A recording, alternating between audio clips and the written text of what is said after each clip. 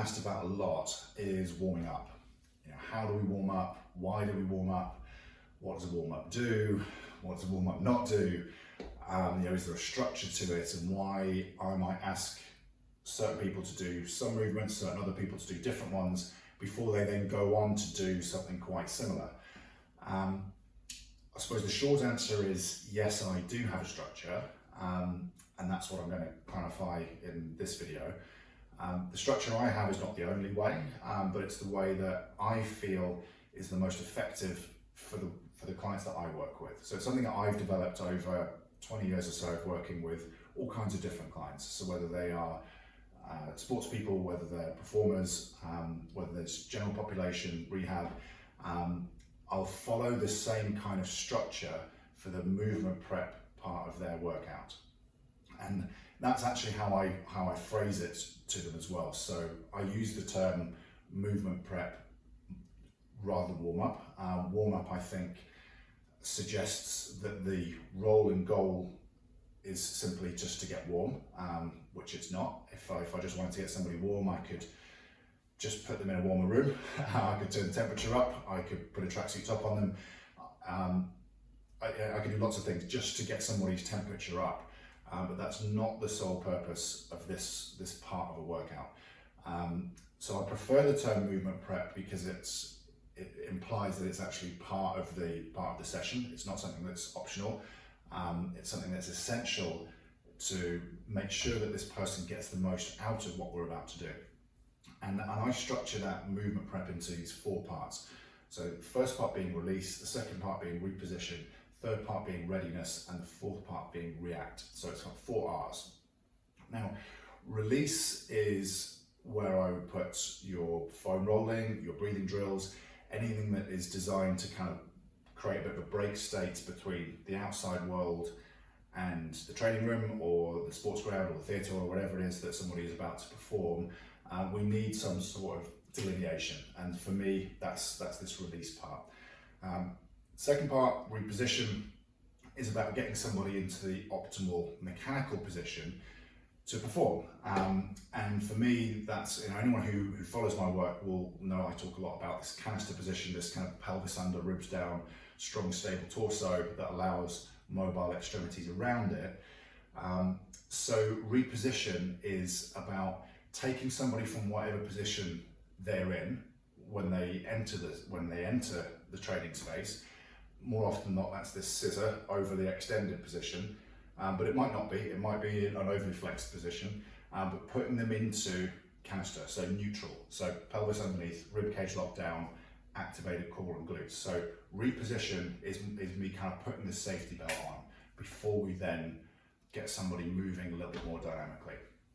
Readiness, so the third R in the movement prep, is this kind of dynamic mobility. So that's the stuff that looks like a warm-up. So that's when people are starting to really move. And that is a sequence of movements designed to take all 4 major joints, so 2 hips and 2 shoulders, through their full range of motion. All right, so depending on somebody's individual restrictions or how they might present when they come into the training space that day, it will help me choose which movements I use. Broadly speaking, I'm going to get both shoulders moving and both hips moving through as many planes of motion as we can. And then the final part, this react part, is when we kind of speed somebody up again. So they've stepped in, we've slowed them down, we've gone through a flow of preparation, and then we need to just speed somebody up again so they're ready to lift stuff or run or jump or whatever it is we're about to do. So I'm going to just run through a sort of a general warm-up sequence that I would use, and hopefully that will just put a bit of kind of colour around these 4 different sections. So if I start by showing just a simple breathing drill, so something that would fit into that release part, and we'll just kind of flow through it as we go. So let's say the foam rolling could fit here. I like breathing drills. I think they do a lot of other things as well as just create break state. So the most simple breathing drill that I'll use with people is something called baby breathing, which is putting somebody into as low stress state as possible, which is this feet together, hips relaxed, and then down on the floor. And then just getting them to observe air in and air out. And this doesn't need to be for a long period of time. It can be 6 to 8 breaths, that's all it is. And what I'll do is get somebody to put their hand on their stomach, and their other hand on their sternum, so on their breastbone, and just observe how those two hands move. And what they should be observing is both hands raising and lowering at the same time. So we shouldn't see one coming up and the other catching, or vice versa. So we should see both coming up on the inhale, both dropping on the exhale. So I'll just cue people exactly like that. So feet together, hips are relaxed, this kind of low stress position for the lumbar spine right here. One hand on the stomach, one on the chest. Just ask people to take a deep breath in.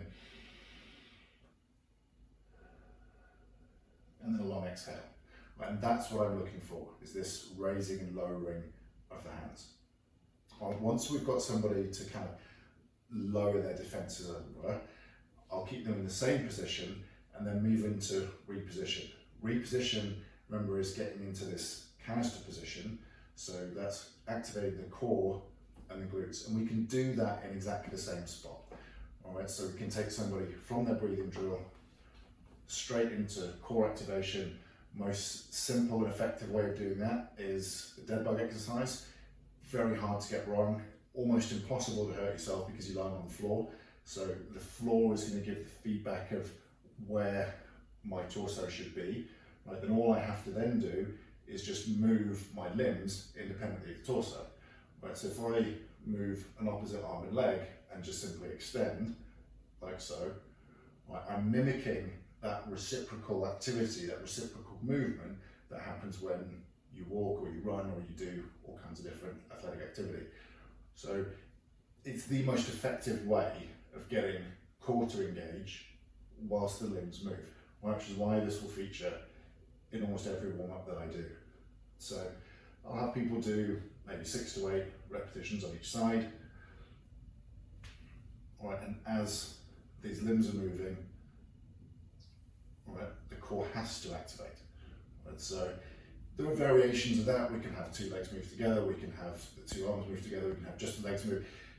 Right, the principle remains the same. The principle is that we're getting the torso to be stable whilst the limbs move, which teaches all of this stuff to activate. Right, I'll then flow straight from there to activate the other side, so to activate the glutes and hamstrings. Right, and that can be as simple as a bridge. So we've got a 2-legged bridge or a single-legged bridge.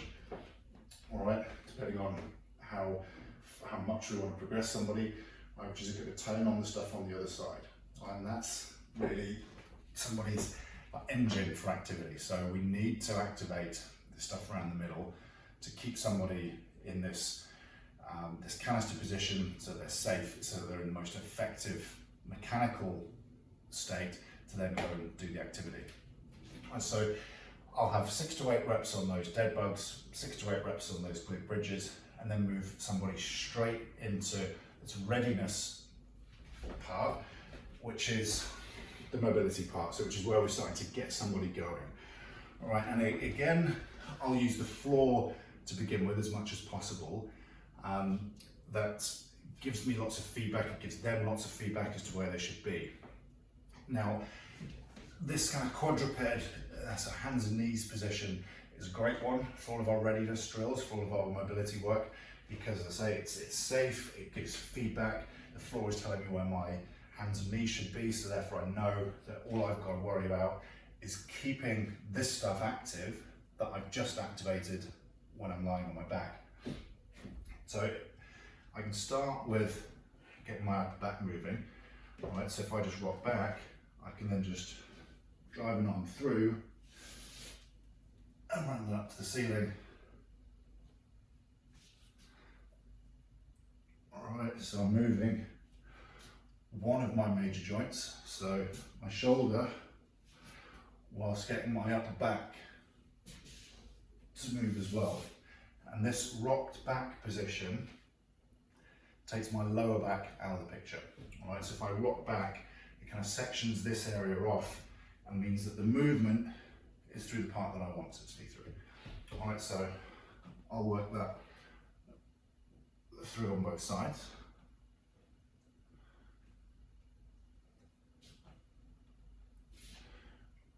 All right, making sure that the head follows the hand. All right, if the head follows the hand, if I look at the fingertips as I move, it's maintaining the integrity of that shoulder. All right, if I'm looking this way and the arm is going that way, that's when that shoulder starts to ride forwards and we're starting to do stuff that we don't want to do. So head follows hand, I've got more of a chance of my rib cage moving along with my shoulder blade, so I'm keeping all of those joints centered as I'm moving them.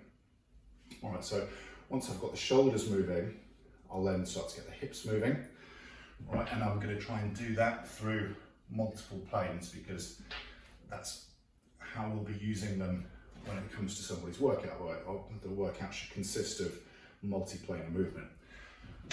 All right, so from that quadruped position here, my kind of go-to for most people will be to mobilize the outside of the hip first. So I'll typically do that by just tucking an ankle in and then just rocking the hips back and towards the bent knee side. So I'm feeling just a light stretch on the outside of my right hip. So I'll just rock in and out here. So these kind of readiness movements are all quite flowy, they're all dynamic, they're not sit and hold deep stretches, far from it. So we're just going to rock in and out. All right, so again, I'll do 6 to 8 in here, switching, and 6 to 8 the other way. All right, I'll tend to start with the outside of the hip, because that's quite often where people will feel the most tight.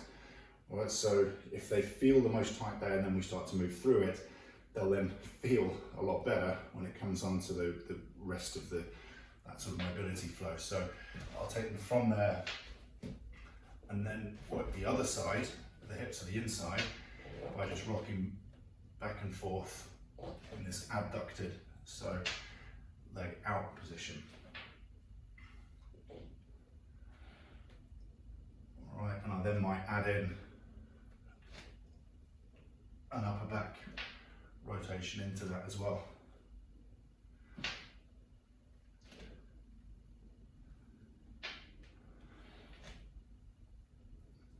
So again, 6 to 8 in there, and then switching sides.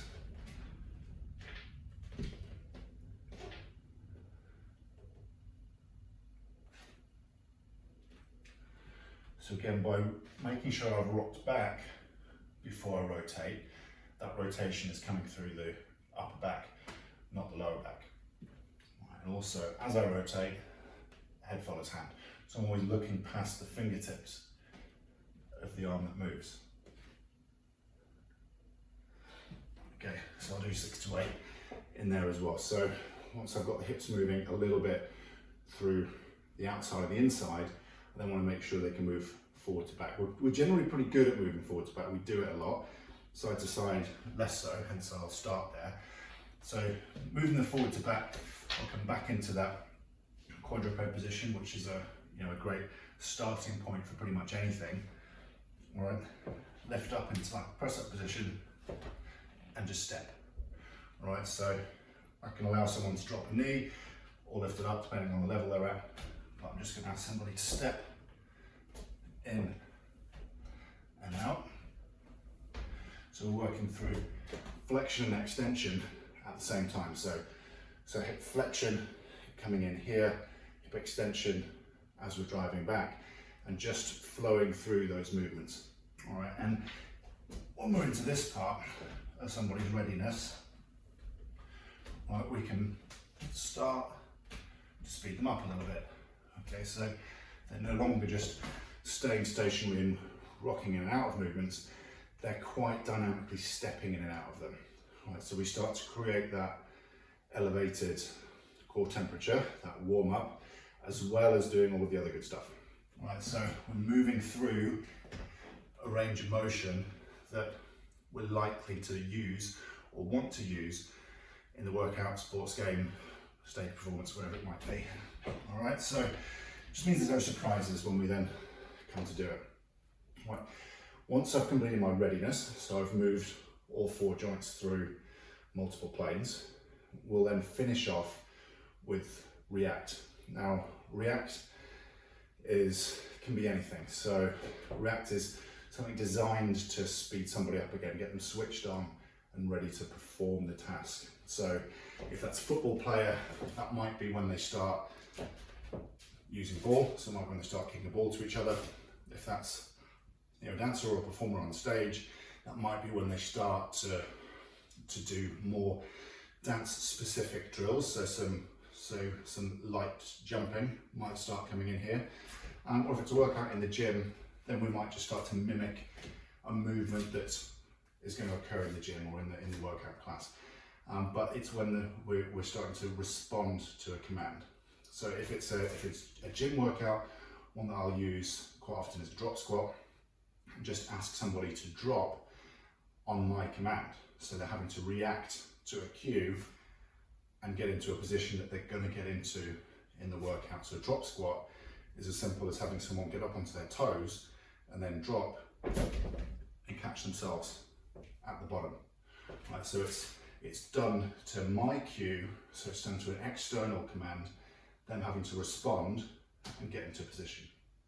Right, so drop squat, great one for a fitness class, for a gym class, and for strength and conditioning workout, because it's a really common position that we'll ask people to get into, right? And it's pretty safe. All right, so it's standing up on the tiptoes, asking somebody to drop, and then they catch themselves. So that I might get somebody to do 5, 6, 7 repetitions, no more than that. Right, once we've got them there, we're into the session. So I hope that answers the question that comes up a lot. It's come up in a Q&A that I was doing earlier on today, hence this video. That's the method that I use. I say it's not the only way, but it's the way that I've found is the most effective way of getting the most out of my clients and them getting the most out of the session that they're about to do.